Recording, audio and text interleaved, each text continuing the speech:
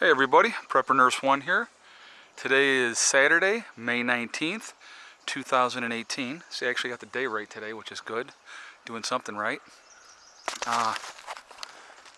Rained all morning. This is weird too, because it rained like all morning long, and then probably around 11 o'clock noon, it cleared up, and now it's absolutely gorgeous. I'm going to pan this around and show the sky. It's absolutely clear and blue. It's absolutely beautiful out now. So, very strange how that worked. Originally they had called for rain all day long today, so but it was raining pretty hard last night and then this morning. So anyway, so before we get into the video, I just want to say real quick, just so you guys, and I'm not trying to do a commercialized thing here, but if you go to my website, preppernurse1.com, right now through the end of the month, everything is 20% off on the website.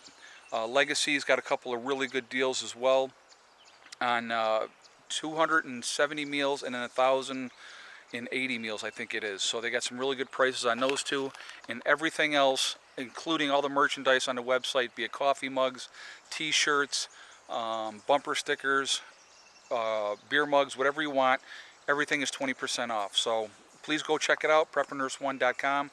The link will be down below in the description. Okay, so now that we got that out of the way, all right, I wanted to talk about the topic of today's video. Let's talk about what are you going to do to protect your stuff after S.H.T.F, okay? Now, I get a lot of comments from people saying, well, when S.H.T.F happens, we're going to come to you and take your stuff. Now, meaning me or any other prepper, anybody that you know who's a prepper, because we put ourselves out here on YouTube, so, you know, we're this big target. And I'm going to be honest with you guys, the last person that you really want to mess with when S.H.T.F happens is a prepper, okay? That's actually the last person you want to mess with. Anybody that has any kind of brains in their head, they're going to take a wide breadth of preppers, and I'm going to tell you why. We're going to talk about it for a second, but who will they realistically go after? They're going to go after the weak, the ill-prepared, those that don't, you know, have a ways to protect themselves. Now, most preppers, anybody who is a prepper, is well armed, okay? And so that's one of the things that people need to realize. And if you think, you know, that you're going to roll up into the back of my driveway with your truck and I'm going to help you load my stuff up into your truck, you are sadly mistaken. First of all, you're never going to get to my driveway. That's number one, okay? That is absolutely number one. So preppers, like, generally are armed to the teeth, okay? Generally, preppers also know how to use their weapons because they are practicing. Again, I talk about this in another video, trigger memory, okay? If you put rounds down line, I don't care if it's with a pellet gun or a 22 or whatever, and you are practicing and you know how to shoot, if you have ill-prepared people that they're going to just band together, let's say the bad guys, marauders, and they are going to prey on people, okay? And they're going to go house to house and try to take stuff from people and stuff like that, okay? Now, realistically, who are the biggest threat to preppers? Let's talk about that for a second, okay? It's not the marauding band that's going to be the biggest threat to preppers. It's going to be the people right there, okay? My neighbors there and the house right next to them on the other side. That's who's going to be the biggest threat to preppers, all right? Now, again, hopefully they will be smart enough to come over, ask for help, ask to work together. And for the most part, if you have a good relationship with your neighbors, that's what's going to happen, okay? Especially living out in the country, it's a different mindset than a lot of suburbia and city folks, okay? So realistically, I'm going to, you know, and I'm just being honest, guys, and I'm not trying to be a jerk or think that I'm a tough guy. I don't think that I'm a tough guy. I will handle my business when it is necessary, to be honest with you. Like I've said in many, many, many times, my number one priority is my kids. My number two priority is my kids. And my number three priority is my kids. So now if you have any questions of where my priorities are, I hope that answers your question on that, okay? So most preppers hopefully have a group. If you don't have a group, hopefully you're still prepared and ready to quell any kind of threat, all right? Any kind of aggression will be met with deadly force. That's the reality if you think you're going to go and attack a prepper, okay? That is not a smart thing to do. It really, really isn't. So if you are in the mindset that you think that you're just going to, you know, go in there like you're freaking Rambo and just do what you want to do, that's not going to be the case. Now, if there's a group, let's say there's a group of military guys and they want to be, work together and they're prepared and stuff like that. Maybe they've seen combat, you know, those guys are going to be more organized and stuff like that. But generally, if those guys are doing that already, they're generally prepping already. So they're really not going to go out there and just try to be marauders and steal from people and stuff like that.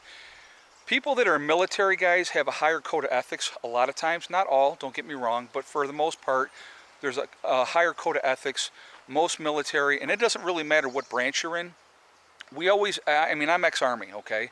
So we always bust chops against, another branch of the Army. It's just what we do, but we also have a mutual respect for each other, okay? So I really don't think that you're going to see military guys going after ex-military guys. If anything, they would come to you and they would say, we can offer support and help, That's what and like I said, you know what? I could be 100% wrong, but I don't think that I am, okay? Now, desperate people are going to be desperate, don't get me wrong. So that's why I say that your neighbors are going to be your biggest threat in an event, especially if they know that you have something, okay? Where I live, okay, so here where I am, here's a dirt road. That's our main road. The town does not even do anything with our road because it's a private road. It is also a dead-end road. So I live on a dirt road, off of a side road, off of a side road, off of a side road, okay? So we are way, way out here in the country. And yes, there's power lines here, so people are like, oh, I see you got the power lines. We don't have power hooked up to us because we are independent of that, okay? My solar system is totally independent. But let's get back to the topic on hand, okay? Because I will get distracted, guys, and that happens a lot. Preppers are going to be the last people that you're going to want to go after in an event unless you have a death wish, to be honest with you, okay?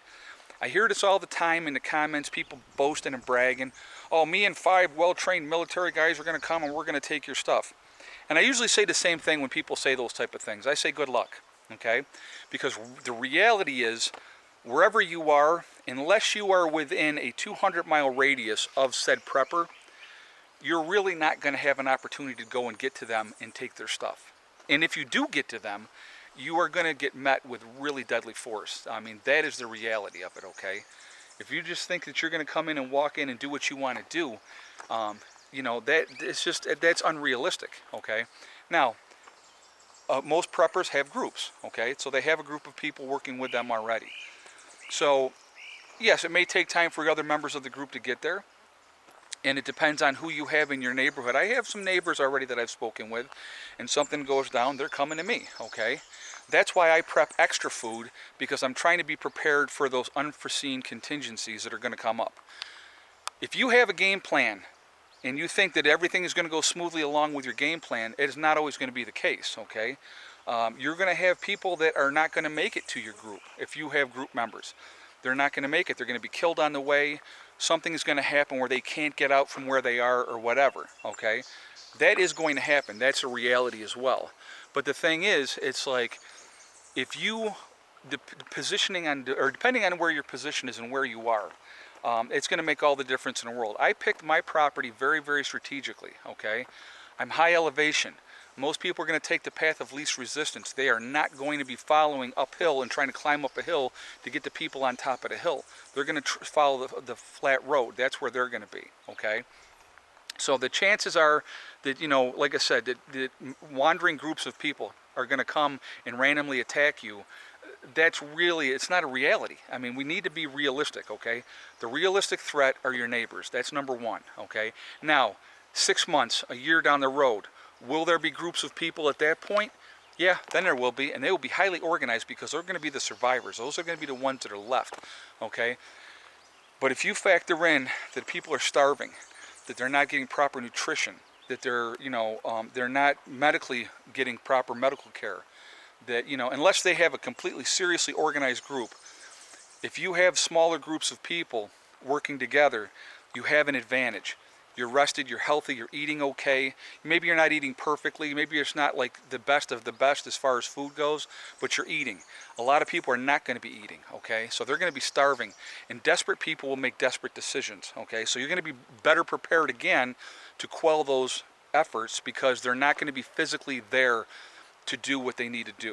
So this is something that I wanted to talk about because I get those things all the time, and I just kind of laugh at them when they say, oh yeah, well, me and 5 well-armed ex-military are going to come and take your stuff. And like I said, I always tell them good luck, because, you know, they're not just going to waltz in and do what they want to do. And so, and here's the thing is, as preppers, for the most part, we have a game plan. We have something in place. We have safety measures. We have security in place. Now, like I said, I don't show those type of things on here. I'm not going to give out free information, guys. You will never see a gun on my channel. I don't show my weapons on my channel. It's not what I do, okay? It's not what it's about for me. I don't think I'm a rah-rah, here I am, Mr. Tough Guy. Look at my, you know, AR-15 or AK-47 or my Mini 14 or my SKS. I don't need to do that. You know what I mean? I really don't. But I will tell you this. Preppers are the last freaking people that you want to go up against once S.H.T.F happens. They really, truly are. And, you know, people always say, well, the government's going to come and they're going to go after you guys first. I really don't think so, because of the simple fact that they're going to have their hands full. They're going to have their hands full in the cities dealing with that nonsense and stuff like that. Are we in the back of their mind? Absolutely, we're going to be in the back of their mind. If the power elite or whoever's in charge, okay, down the road, and it might be a year and a half down the road, then they might come around and try to be like, well, we're the new government and blah, blah, blah, blah, blah. You know what? That ain't going to fly, okay? Because if we survived out here and did what we had to do for a year and a half or whatever without a government, we're not going to be just jumping in and saying, okay, yeah, we'll do whatever you want to do. You know, we'll have a discussion and we'll see what they want to do, but we'll go from there. You're going to see small towns are going to close themselves off. They're not going to let outsiders in. They're going to try to survive. So if you're talking about a town of 5,000 people or less, I really truly believe they will wall themselves off and try to survive. People don't realize how truly bad things can be in an S.H.T.F situation, okay? So working together, working with people, working with strangers is the only way you're going to survive. Barter is going to be a huge, huge thing in a post-event. Basically, look in your houses, guys, and see what you have, okay? That's what you're going to have. The time to go to the store is going to be long gone when an S.H.T.F event happens. Long gone. So preparation is very, very important. Being ready for whatever, you know, that's what I like to try to tell people. Be prepared for whatever. But again, you know, it's like I wanted to do this video talking about this delusion that people have, that they think that they're just going to waltz in and take preppers things. I think it's absolutely ludicrous, you know, especially if you have an organized and well-prepared group. I'm telling you guys, it's going to be a very sad day for you if that's what you think you're going to do. So anyway, guys, I definitely want your feedback on this video. I want your comments. Tell me what you think. I definitely want to hear what you have to say, okay? Now, like I said, I'm giving you my opinion. But like I said, it's like, I'm telling you right now, it's not a good idea to attack preppers once S.H.T.F happens. It really is not, unless you have a death wish. I really believe that. So, like, comment, share the video. Tell me what you think. And, you know, but like I said, I think it's actually gorgeous. So I'm going to get this video up. I'm actually going to go out and go do a ride because it's absolutely beautiful today. The kids are at their mom's for the weekend. So, you know, back at it tomorrow. But remember, guys, hug and kiss the ones you love. Tell them every single day. Tomorrow is not guaranteed. We never know what's going to happen. And remember, STD. It's one step at a time, one thing at a time, and one day at a time. And, what's up, Mr. Loose? You can do anything you want to do, guys. You can accomplish anything you want to do if you put your mind to it. You put your mind to it, and the only one that's going to stop you from reaching your goals is you. That's it. Nobody else can do it, okay? And that's really, really important, and I think a lot of people lose sight of that.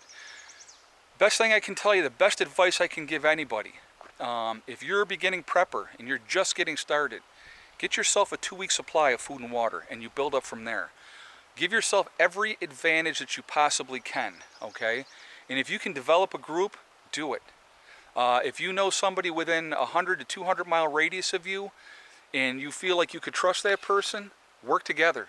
Or even if you don't want to be part of their group, network with people. Networking is a huge, huge thing. You know, I've met so many awesome people through this channel, and it really makes a difference. There's great people out there, guys, and good people need to survive what's coming, okay? So I will talk to you all tomorrow. I hope everybody has a great day. Prepper Nurse 1, out for now.